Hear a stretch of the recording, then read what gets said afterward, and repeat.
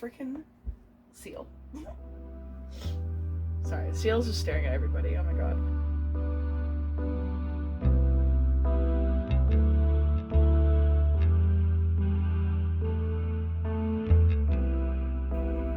Hello, welcome back to the Knit with Anxiety podcast. My name is Marissa. Anxiety is not so bad today, luckily. But I don't have much to talk about today, so it might be a short bit of a shorter episode. Sorry, not sorry, but like delay because I was on vacation. We're gonna talk about that a little bit later, and like the anxiety, weight loss stuff. Before we get started, just wanted to, as a reminder, please, if you like the video, please, like, if you enjoy it, please go click the like button, subscribe, leave me a comment. Love to see what you guys are all thinking and if you're enjoying everything. So let's get started. Despite being gone for 3 or 4 weeks, I only have one finished object, but hey, something's something.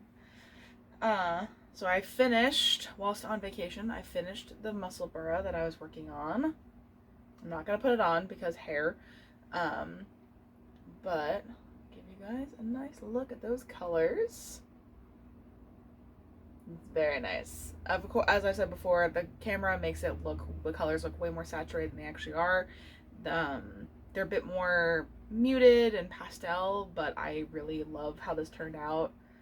And the little tiny stripes are like super fun, and it doesn't look like there's any pooling or anything.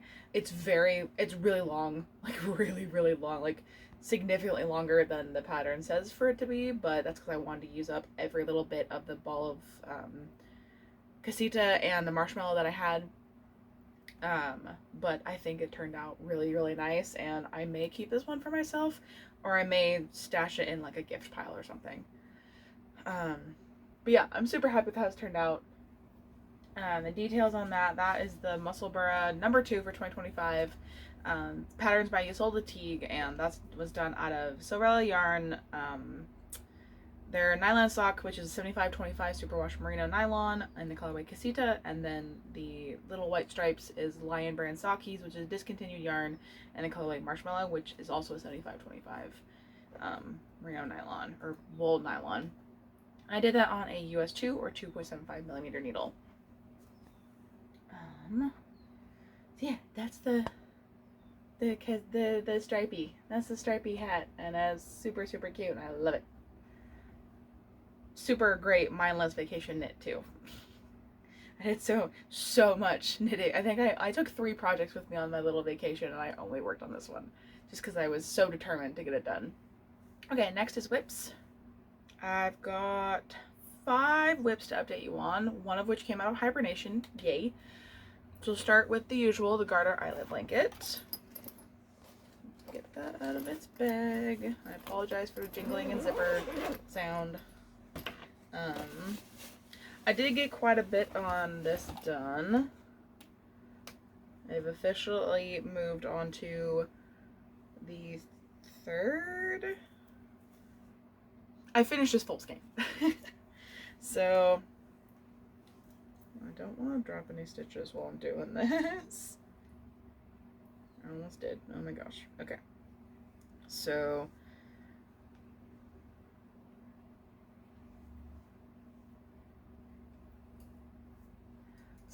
last I showed you, I was right there. That's where I was. So there's the corner, and that's where I was, and now I'm all the way over here. The corner is coming along really well. It's like, yeah.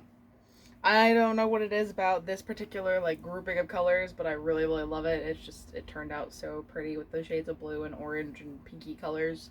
But yeah, so that's where I was. I did a whole lot in the last few weeks.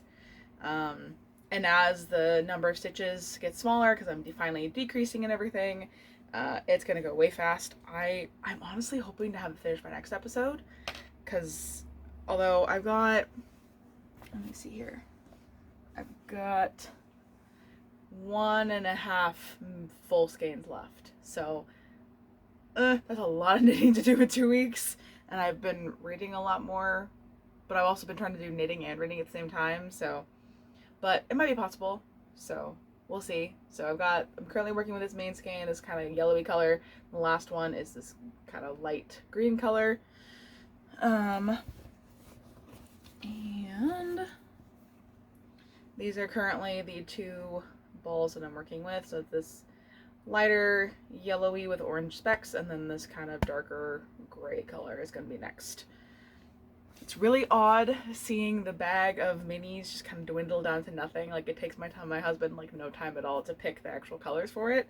So but yeah, that's going really well, and I'm super happy with how it's going. I'm really glad I figured out the decreasing issue, because I was able to get the kind of like edge I was hoping for on it. So really happy that I figured that out.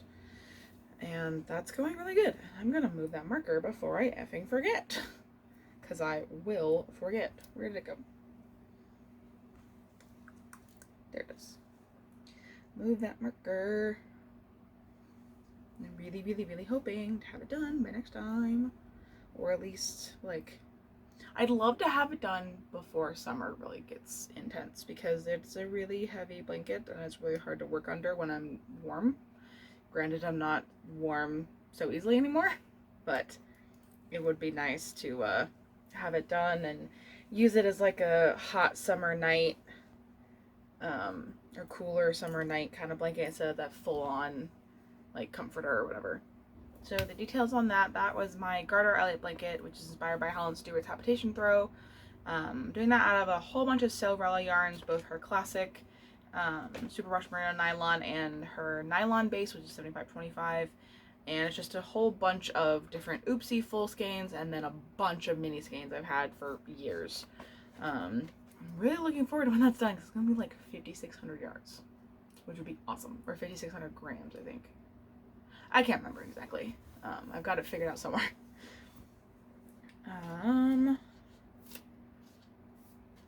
the next one I've got is Groove Shawl Light. I don't think I worked on this very much, if at all, in the last couple weeks. A little bit. Not very much. It was right there where a little panda bear is, but not a whole lot since then.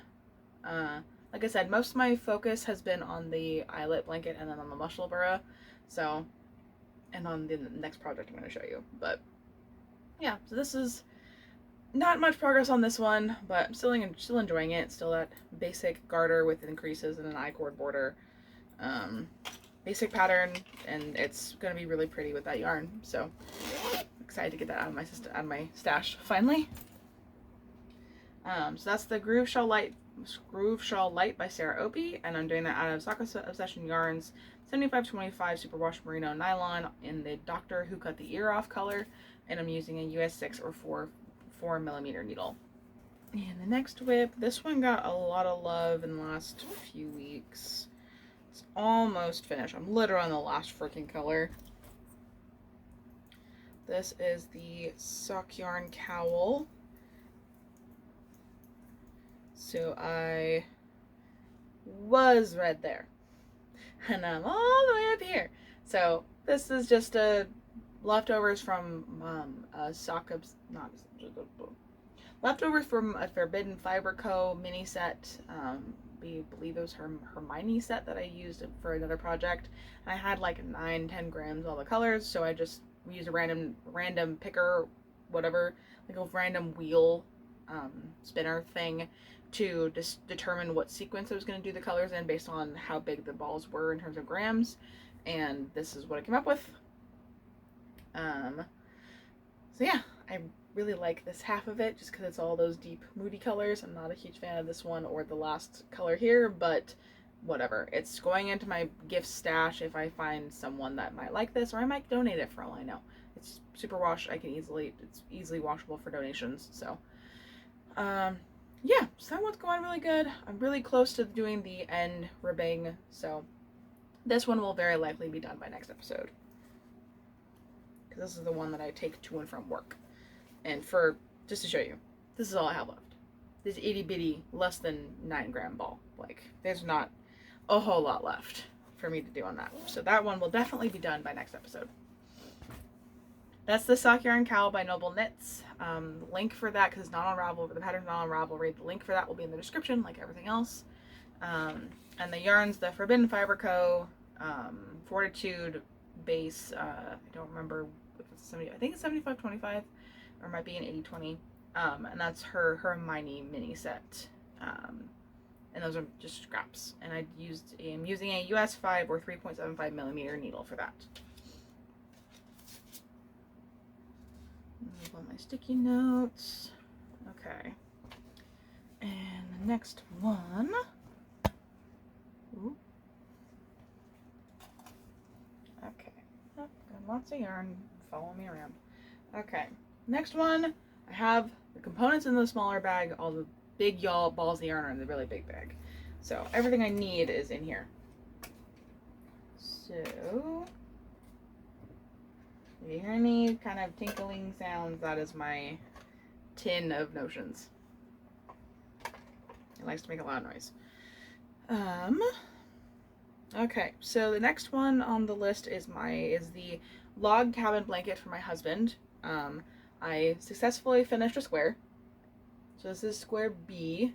So I was right there last episode, so I managed to do that square, this one, or hold on. I managed to finish this square, do this one, this one, this one, this one, this one, and this one. So I did the majority of the square. And then I started the next square. So this is the center for the next one. I'm alternating how I do them. So if you remember from when I first started doing this, I'm doing 2 different types of squares, square A and square B, and I'm doing, I think, 10 of each. And when they're done, I'm going to give them all to my husband. He's going to lay them out in the orientation and sequence that he wants them in. I will then put the sorting hat brown chocolatey color around them and put the blanket all together. So this is square B. And for comparison, this is square A. It's really hard to show them both at the same time, but I'm going to try. So they're a little different in terms of color sequence. And then this is the center of the next square A. And the reason I'm going back and forth is because the color, they're all solid colors, and my brain needs the kind of variety that comes with doing the different colors and different sequences. If I tried to do them all in this, just a batch of A, batch of B, I'd probably lose my mind. So starting another A. So I'll move my little marker from this square B and put that on the A so I know where I started next time. And hopefully, if I can get some time planned properly, I will have a whole nother, this whole square, and maybe another one will be done, maybe. We shall see. I have a lot, things are very scattered at the moment, and I'm just kind of all over the place with how I do the squares, so. But yeah, those are shaping up to be really good. I actually don't know how big those are. Let me check real quick. Get my little tin out and tape measures. I think the squares are gonna be, yeah, I think they're about 13 by 13 as they are right now. Yeah, they're close to 13 and a half inches. Not perfectly square. I will definitely be blocking the squares out before I put the borders on and all that. Just to make sure that everything's all even. The pattern I'm following says you should be blocking the initial square to make sure it's a 4x4. I haven't done that. I'm really bad about blocking, guys. I'm really, really bad about it. Like, so you know, the blocking method for this was literally throw it in the washing machine and the dryer. That was it. There was no blocking. There was no actual, like, measuring it out or nothing. That's how I operate. Like, most of my stuff just goes to the washer and dryer. I don't really actually block it with my steamer or wet blocking. I only will wet, like, soak and all that on things that are super, super, super fancy that I do not want the dryer to fuck up, or if it has cashmere in it. I did that once. I put a shawl that had fringe for one. Had fringe and like 10% cashmere through a washer and the dryer. The fringe was a little bit frayed at the ends, and like everything else, like structurally it was fine. But the fringe like kind of started to come apart a bit, so that was my fault. But the shawl is totally wearable. I still wear it to this day, and it's beautiful. Love that shawl. But yeah, so that's how I block things. I'm not the best about it. Okay. Oops. Forgot the needle. Oh my god. Tossing things around. I forgot to put the needle back in the little bag. Good lord. Okay. So full details on that. That's the log cabin blanket. Learn to knit a log cabin blanket by Staci Perry. I'm doing that out of all Lion Brand Pounds of Love in the colors black, chocolate, sleet, cadet, Oxford gray, and denim blue. And I'm doing that on a US 8 or 5 millimeter needle. I cannot talk. Oh my god. Okay.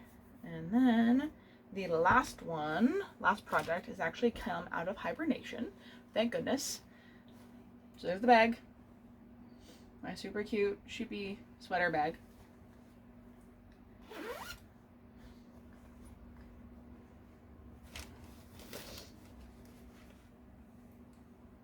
I finally finished all the squares. So this is the beginning, the beginnings. No, this is the beginning of the Gingham and Daisy's blanket that I'm doing as a commission for my sister-in-law's cousin. It's a commission for my sister-in-law. It's going to her cousin who's having a baby. I laid out all the squares I had made because I had a dye lot issue with the lighter pink. And I needed to figure out how I was going to utilize the more yellow orangey dye lots that I had versus the really pink ones that I already used. So I literally laid out every single square I had made and determined where I'm going to put the more orangey ones or how many orangey ones I needed in order to make the blanket the size I want to make it and use up that yarn without being weird. And I landed on 16, and so those 16 are right here. So with my tendonitis, I've been really, really careful and really avoiding crochet because it really hurts. Not hurts, but really irritates the tendonitis that is mostly healed. Like my wrist moves just fine. Like I can type without like any pain, unless I'm like furiously typing and really twinge something like near my pinky. But crochet specifically will cause a lot of movement in the tiny bones within my wrist, specifically right in here. The tiny little the carpal bones get like stuck really easily when I'm crocheting, as I've determined with my doctor and my chiropractor. So I'm trying to avoid crochet as much as possible. I honestly will likely end up abandoning the 6-day superstar blanket because there's no way I can crochet that much. Literally doing any amount of crochet for a long period of time can cause some kind of pain in here, and I really do not want to fuck up anything worse than it already is. So I made the decision in the past week to take one day and very carefully crochet the remaining squares. I had originally planned on only doing like 5 or so of them, but they were going so fast my wrist didn't hurt, so I just banged out all the remaining squares I needed. So now all that remains is to join all the squares together and then put the border on. That's it. So this bag of components, hopefully I'm gonna try, I think after I record, I'm probably gonna try and actually start joining them today, just so I can kind of get an idea of how I want to join them, if I like the method of join that I decided on, and all that. So I will likely consult my sister-in-law to see what color she wants me to use for the join. I was originally going to do the invisible mattress stitch joining, but that is proving to be really difficult because I haven't blocked the squares and I really don't want to block them. I'd rather just wash the whole blanket and be done. So more than likely what's going to happen is I'm going to end up using like a flat crocheted together kind of seam, but I don't know what color I want to use for it. I've got quite a bit of the orangey pink and the this darker color left, so I also have quite a bit of the white left, So I think I might ask my sister-in-law which color she wants me to use to do the joining. And then do the dark pink color around the border like it says to in the pattern. That is a conversation to have with her, and hopefully this will be decided and done by next episode. I would love to get this off my list, and then I can give it to her and have that commission be done.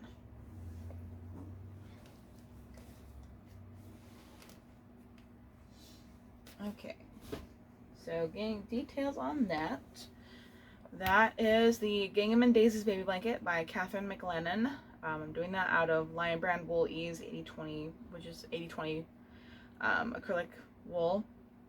And the Fisherman Dark Rose Heather and Rose Heather. And the yellow for the daisies is out of Loops and Threads Impeccable in the color Lemon. And I'm using a USH or 5mm hook for that.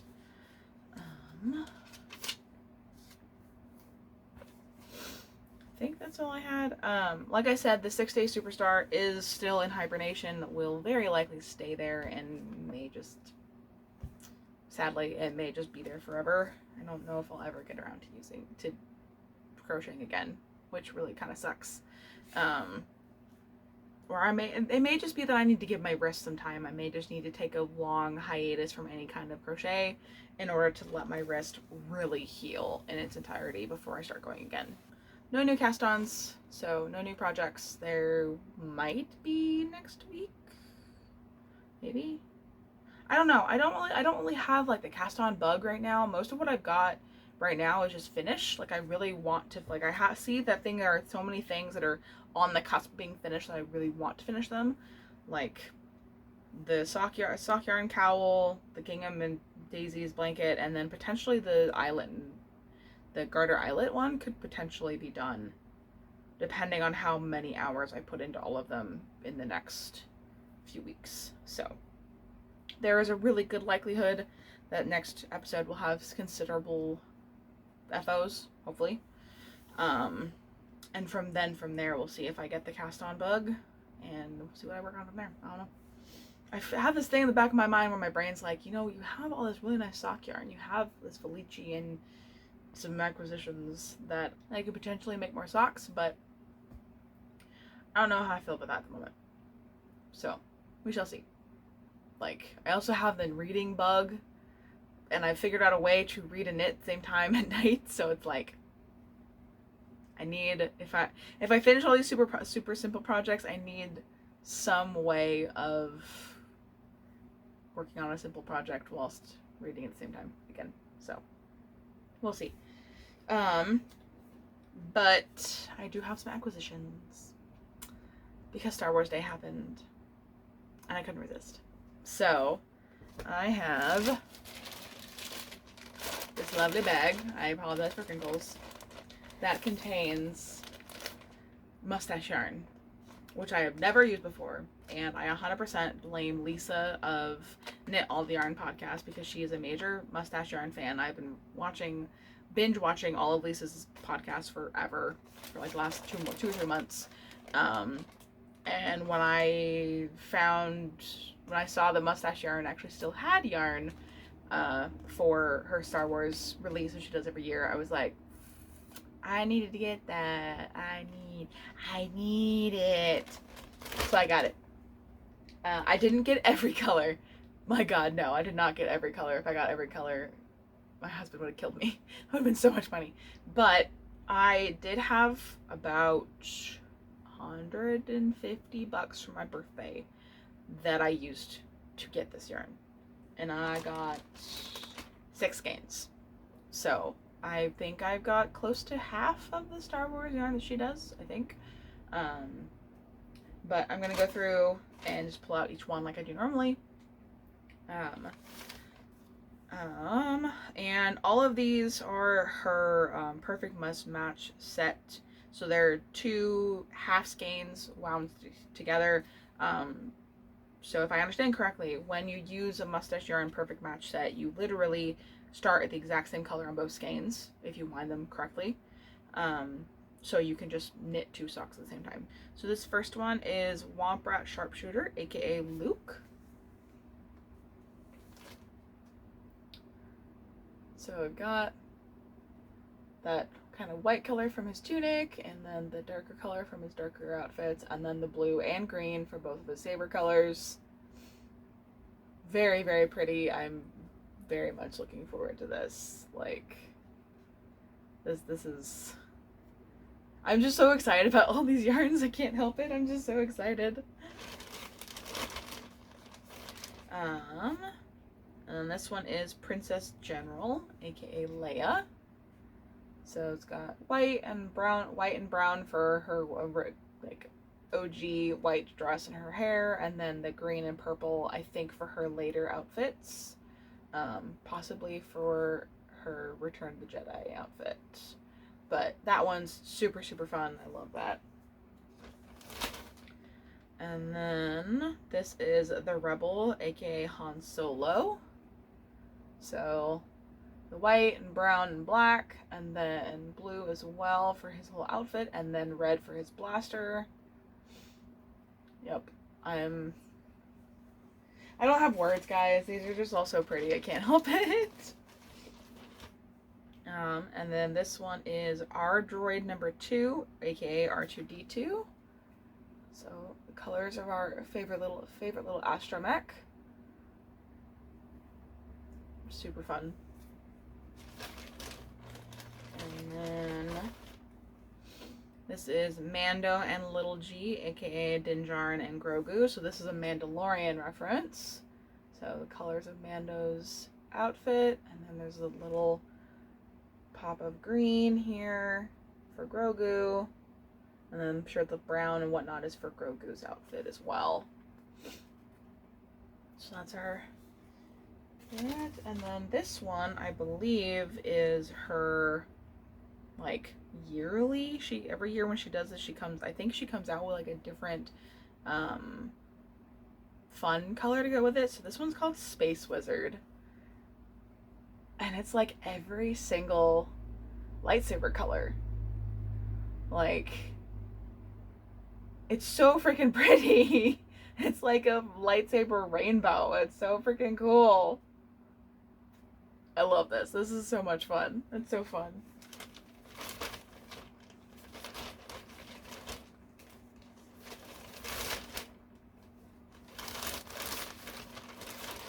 But yeah, so that's the acquisitions. And because I got 600 gram skeins, that's 600 grams added into my stash. Oh, I didn't count how many.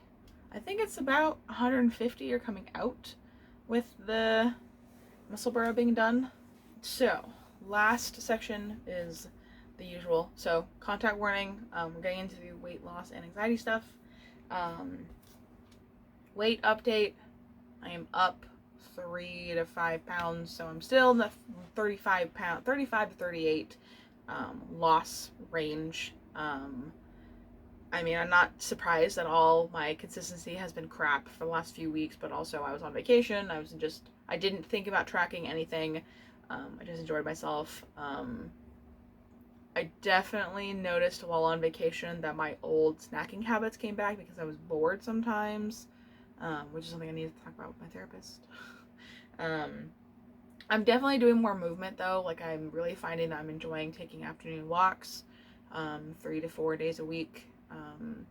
The gym anxiety is still really bad, and I'm planning on talking to my therapist next time I see her about that too.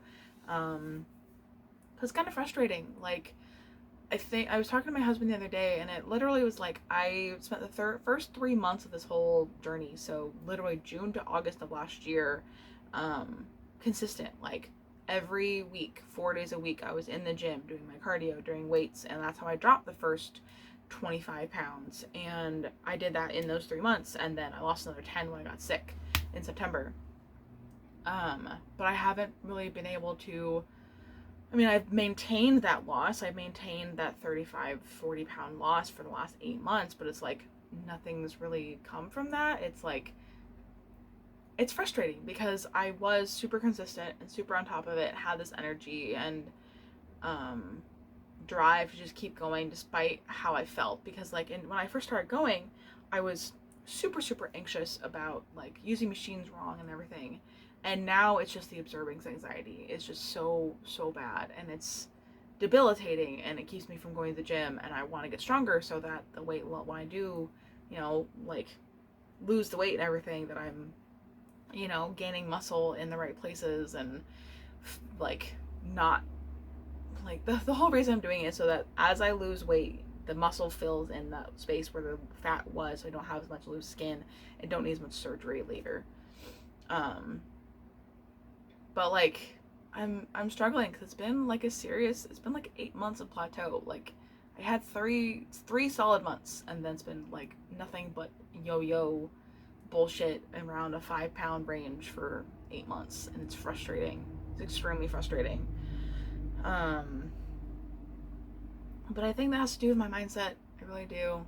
And something else I realized when I was talking to my husband the other night is that my aim for things right now has changed. Like with work stress being so high, the highest it's ever been in my life, I'm really trying to slow down in every other aspect of my life, and I'm trying to really be present instead of working on the future and worrying about the future, and that is kind of debilitating a little bit. Like I'm not trying to go fast. I'm trying to be slow about things and actually just be present. And it's kind of the opposite of what I did when I first started working out. Like I was hitting it hard, consistency, and doing 150 grams of protein, and just doing things to an extreme.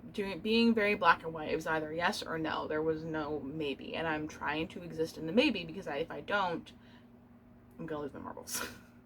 Like not being in the middle is really difficult, and I'm trying really hard to actually do what I've been taught in therapy and just exist in the gray and be okay with things being the gray and being okay with things not being a black and white yes or no. And doing the same thing when it comes to my fitness and my health. Like I'm trying to find the balance and fix the like issues around food and the toxic stuff I have around food, and then I'm trying to fix the hatred of working out, but also trying to find forms of exercise and / movement that I actually enjoy. So I'm finding I enjoy the 20 to 40 minute walks I take in the afternoon 3 to 4 days a week.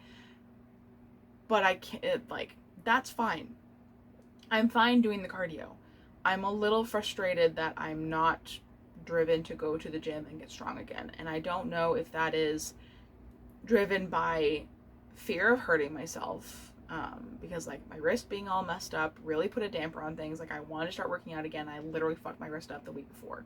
So it was like, it's a bit like having to take the time to rest and heal really puts a damper on when I'm trying to do things. Like September, when I got COVID, I wanted to go to the gym again, and I could not do it because I wasn't healed yet. And that's really hard for me. I'm realizing, at least like right now, I'm really realizing that if I have to stop and heal, the drive goes away, which is frustrating, because it's like I don't, as I was explaining to my husband, I don't want to have to do this whole process again. Like when I started this, I told myself it was one and done. I would give it one really solid, consistent try. Like I was actually going to really try, because in past attempts of losing weight, I haven't been consistent about it. I've given up after 2 weeks. But I told myself this was going to be the last time that I really tried to do this, and I was going to do it. And I've been in essentially maintenance for 8 months, and it's frustrating because I don't want to be in maintenance. I want to be continuing to lose. But at the same time, I am like extremely anxious about the gym. I'm anxious about food, and have really bad food noise, and a lot of my frustration, aside from like the gym stuff, is around food. Like if you guys weren't aware, your brain does this wonderful little thing when you've lost weight where it attempts to it tries to make you gain the weight back, so it increases your appetite. And that's where I am right now. My brain is making my appetite so much worse because I've lost a good chunk, because I've lost about a third of what I wanted to lose, and because of it, the food noise is even worse. So a part of me is strongly considering going to my doctor and asking about some kind of GLP-1 or appetite suppressant, something medically that will help me with this, because food noise and appetite is a major problem for me. And it doesn't even matter how much volume eating I do, it doesn't help. Like, I can eat the biggest freaking salad and really fill my stomach, and like eat chicken and be full, and literally 5 minutes later I am craving like 50 billion freaking things. Like, it does not matter. My brain is like, we need it and we need everything. We didn't eat enough today, not enough things passed our lips, we need more. And it's frustrating. It's really frustrating. So I'm considering talking to my doctor to see if there's something I can do. Like, I've heard some people, like, instead of doing the full blown thing about a GLP-1 or something, they'll do like a microdose just to kind of as a help, like a help, but not the full blown treatment. And I also, like, that's another thing I have to get okay with. Like, it's okay to get medical help with it. It's okay. Like, there's nothing wrong with getting that medical help. I also have to remind myself, a lot of the people I'm seeing on my Instagram are actively taking a full dose of GLP-1, so they're like dropping, like, the multiple people I follow are doing the food and exercise along with the GLP-1, and that's why they're losing so much more than I am. And like, I have to remind myself that it's okay, they can do that. I don't want to do the full course thing. I don't. But again, that's something I have to discuss with my doctor and see if I can even do with my insurance. So that is something that might come up in the next few months.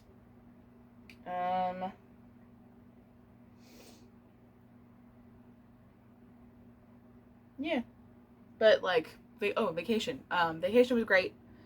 We took 4 days and we're at the coast with the dog. It was really nice. We were off our phones and like weren't doom scrolling, and we had this perfect little Verbo that was right on the beach, and we literally could open the back door and just hear the ocean, the waves just crashing, and oh, it was so nice. And the sunny days, we just sat on the beach and just played in the sand and watched the dog trying to attack everybody as she does. But it was really nice to just disconnect from everything and just spend time connecting and spending time together and playing games, finding new games at local game stores, and finding new foods and like little candy stores. And it was a really good trip, very much needed before the work chaos really kicks up.